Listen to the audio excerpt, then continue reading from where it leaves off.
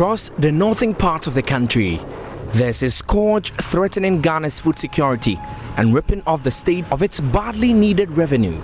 Because of the bad road, that is why we are sending it to Togo. All our produce, we don't want it to go there, but we are forced to send it because of the nature of our road. Our road is very, very, very bad. Our road is no good. People are with money Accra because of the road. They don't want to come here and buy the things and they can't send it because on their way going, it will be suffering. So they don't like it that way. And for them, their road is good. Immigration and customs officials are compromised. We and the borders are put heads together. We pay the immigration 1 bag per 50 pesewa, the custom 1 bag per 2 cedi. And then there is Togo police too there, and the Togo the custom also there. All of them are taking money from us. So before you get into Togo, you pay 4 destinations before you can get there. So roughly you can pay like 2,000 to 2,500.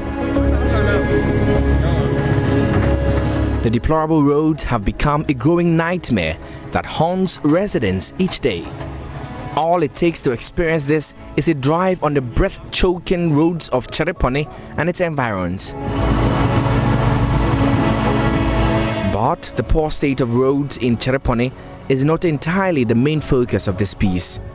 There's another side of this story, one that is worrisome, one that the duty bearers have turned a blind eye to. It is the blatant plundering of the nation of its badly needed grains to neighboring countries in broad daylight. In the first quarter of this year, the president placed a restriction on the exportation of maize, rice and soya beans. Export of all grains must be accompanied by an approved export permit letter duly signed by the trade minister. But enforcement of this directive has been a challenge, giving room for the smuggling of these grains out of the country.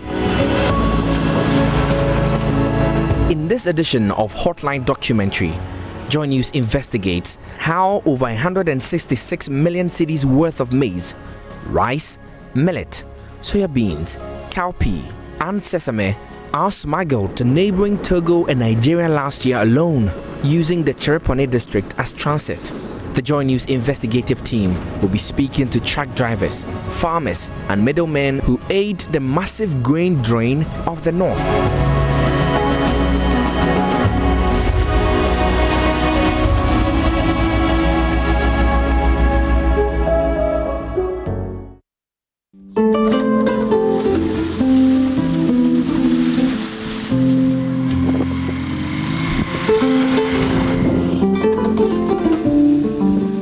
Chereponi is one of the 6 districts of the Northeast region, carved out of the Saboba Chereponi district in the late 2000s. The area still remains one of the deprived rural settings in the northern part of the country. But this is not the major source of worry for the over 80,000 inhabitants who are predominantly farmers. It is rather the dusty, bumpy and unmotorable stretch linking Chereponi to Yendi and its environs. It is a difficult decision to make each day for many of the residents here. It is either one endures the misery of commuting on the roads to guarantee their survival or stay back home while their economic sustenance crumbles. One of such residents who has accepted the former is Kwame Kweku. But for the demands of his job, he would have avoided the frequent use of the road. It's very terrible when traveling on this road. In fact, sometimes when you want to travel, because of the bad nature of the road, it makes you just stop. Traveling in vehicles, I attempted once here. It was even difficult trying to hold your breath in the dust-filled vehicles. How is the experience for you like?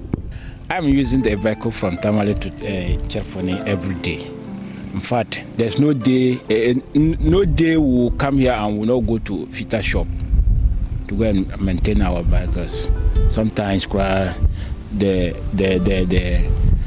especially from Wapuli coming to Chereponi, In fact, Massa, that one there, we can't say about it. This basket of frustrations carried by the thousands of residents in his district is summed in Kwame's bitter accounts. He had to sleep in an open space for 3 days when the vehicle he was traveling in broke down on a Chereponi road and got stuck in a gully. It is an experience that gets him emotional anytime he recalls. Are we not the Ghanaians? Or is Chereponi not part of Ghana? Kwame is not the only indigene whose emotional spots are hit hardest on the subject. For Bashiru Ali Danki, a resident in his early 40s, it represents the litany of broken promises made by the political class anytime election approaches. He believes the duty bearers care little about their plight.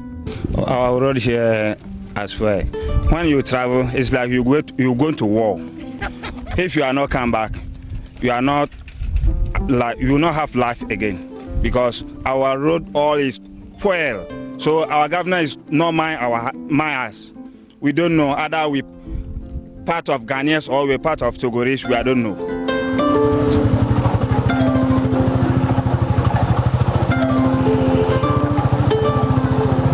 There is potholes, and stones which are affecting our cars, our tires, our springs. So now, when you buy the soya beans, where do you take it to now? Now we send some to Ghana and we send some to Togo. Why do you send it to Togo? Because of the bad road. Meet Imoro Mustafa. He is the chairman of the cargo truck drivers here in Chereponi. He's part of the drivers who transport tons of soya beans to neighboring Togo. I caught him in the process of loading truckloads of these grains badly needed to feed the local poultry industry. He says their activities must be blamed on the poor roads and not their desire to make profit. We and the borders are put heads together. We pay the immigration 1 bag per 50 pesos. The custom 1 bag per 2 cedi. And then there is Togo police too there. And the Togo, the custom also there. All of them are taking money from us. But these monies, do they give you receipt? No, they don't give us any receipt. But what explanation do they give for taking 50 cedis and 2 cedis from you on every bag? Because they say it is their duty to bring the load back. The immigration said they will bring all the road down for them to check in the car. And because we don't want to pay twice, that's why we just pay them 50 cedi and they get our way to go. But the custom people, they said it is their duty to take 2 cedi. And the money from Togo is better than what we get in Ghana. But they are buying it at a good price and they are buying it more. How much did they pay for a bag of soya? At first time they bought 10 cedi and now they bought 12 cedi. Traders in neighboring Togo, Nigeria, and Benin make juicy offers for Ghana's soya beans, rice, and maize, among others. A bag of soya beans goes for 12 Ghana cedis outside the borders of Ghana. The road is our major challenge because after production, we need market. And there's good markets down south, let's say Kumasi, Accra, Techimai, Takoradi. There are already markets, but the road is affecting us greatly because we cannot transport our produce to those destinations. So therefore, it's affecting our production. We do understand that because of that, you are looking for alternative market in neighboring countries like Togo, Benin, Nigeria. Share more.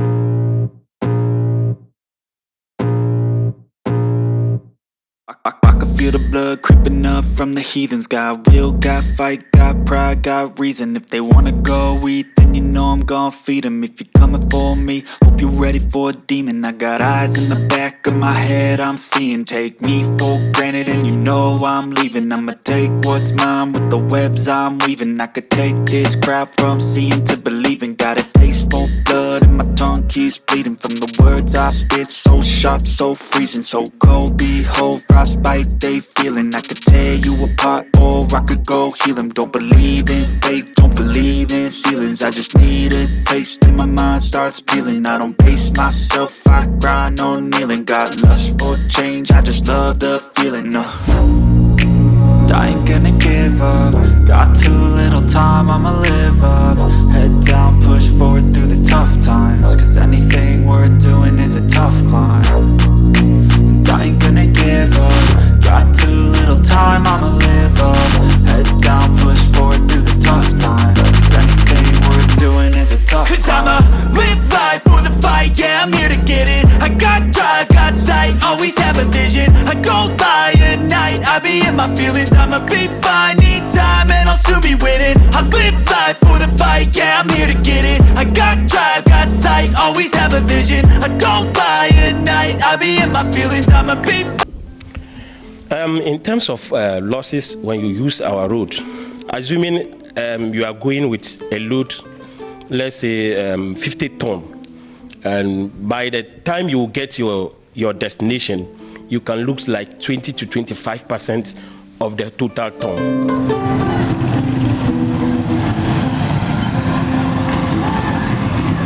The losses he makes are as a result of the poor road network. He corroborates Imoro's claim of immigration and customs officials demanding bribes from farmers transporting their grains to neighboring countries.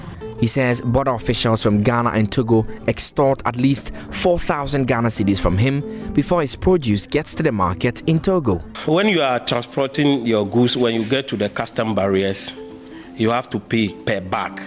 So if a bag, let's say, is 1 cedi, and if you are going with 500 bags, it means you are paying 500 Ghana cedis. And then in immigrations, they have a flat charging for us.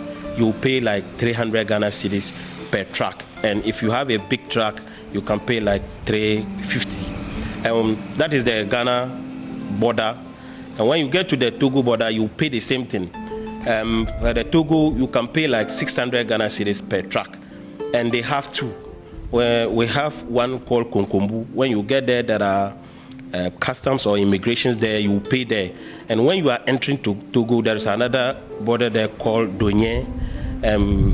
There too, you have to make another payment again. So before you get into Togo, you pay 4 destinations before you can get there. So roughly you can pay like 2,000 to 2,500. And do they give you receipt for such payment? The receipt, unless you request. If you don't request, you only pay and then you go. And sometimes if you also insist that you want to collect a receipt, you will get a different price, and the price will go high. So because of our fear of increasing the price, we do accept paying without receipts. According to data from the District Agric Office in Chereponi, in January 2021, 1.6 million cedi worth of soya beans was transported to Togo and Nigeria. In February, the figure shot up to 2.3 million cedis. In March, the tons exported through Chereponi was 2.2 million Ghana cedis. In April, it was 1.6 million Ghana cedis and saw a decline in May, which recorded 635,000 cedis of soya beans being sent to Togo. But cumulatively, the metric tons of maize, rice, millet, soya beans, cowpea and sesame transported to Togo and Nigeria stood at over 166 million cedis.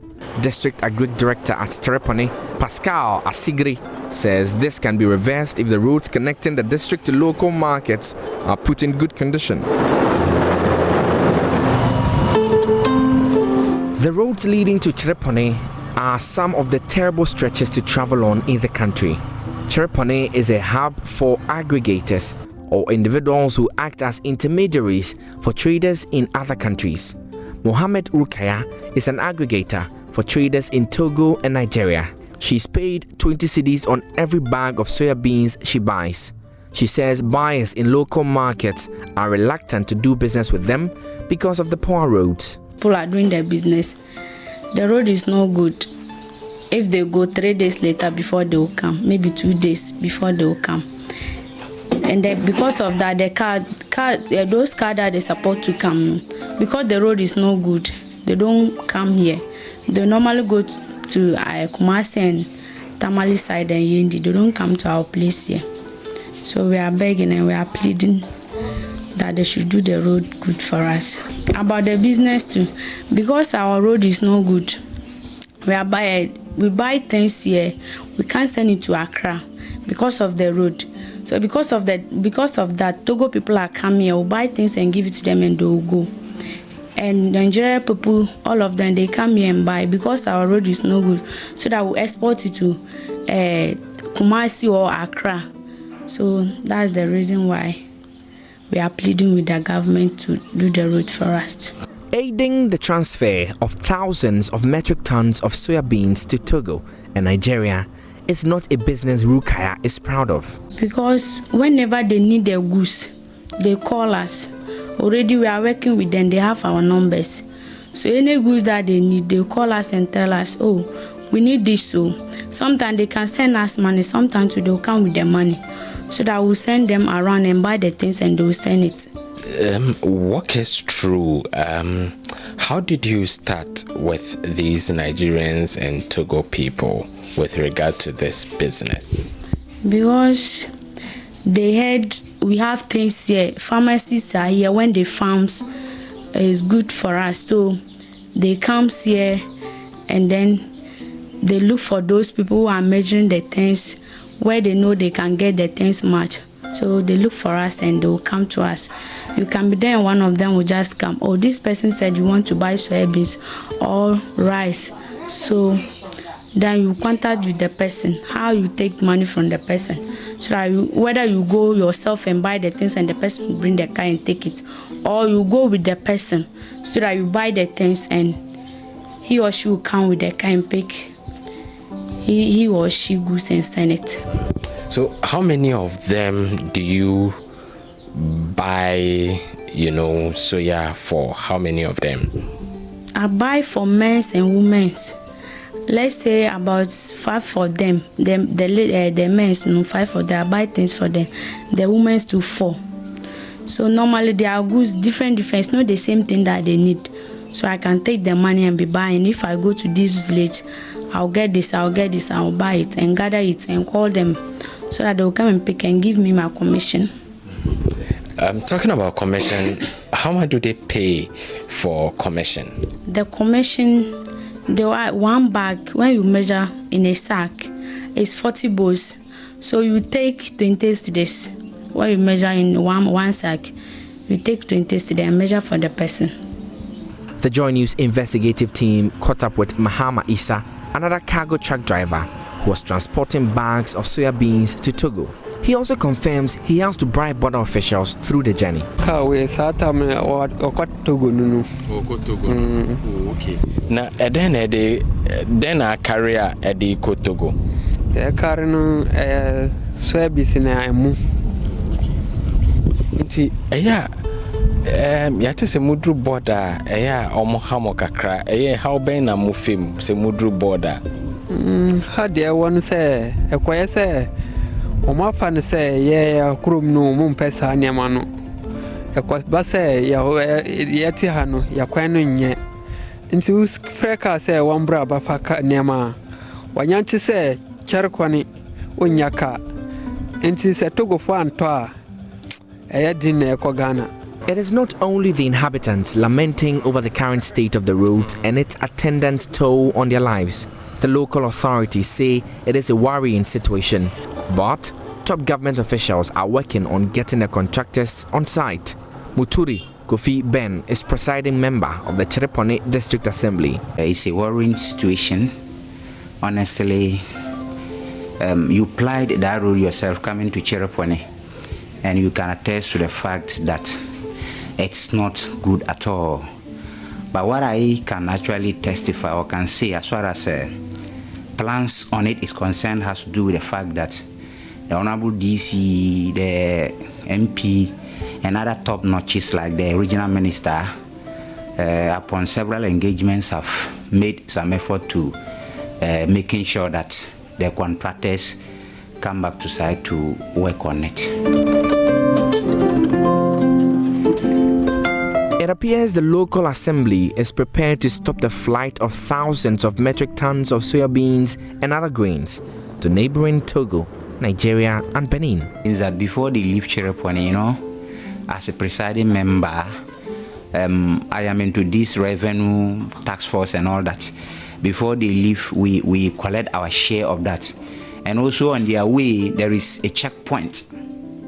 We have SEPS customs checkpoint.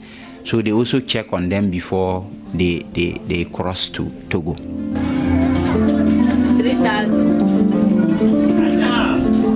166 million Ghana cedis. That's the value of recorded revenue the state loses when the grains are transported. The cascading effect of this illegal business on the soya bean value chain is far-reaching. The local poultry industry is the hardest hit because soya beans are key ingredients for the production of poultry feed. Maybe if the terrible roads are fixed, then the farmers, middlemen, and others in this business would keep the grains on the local market.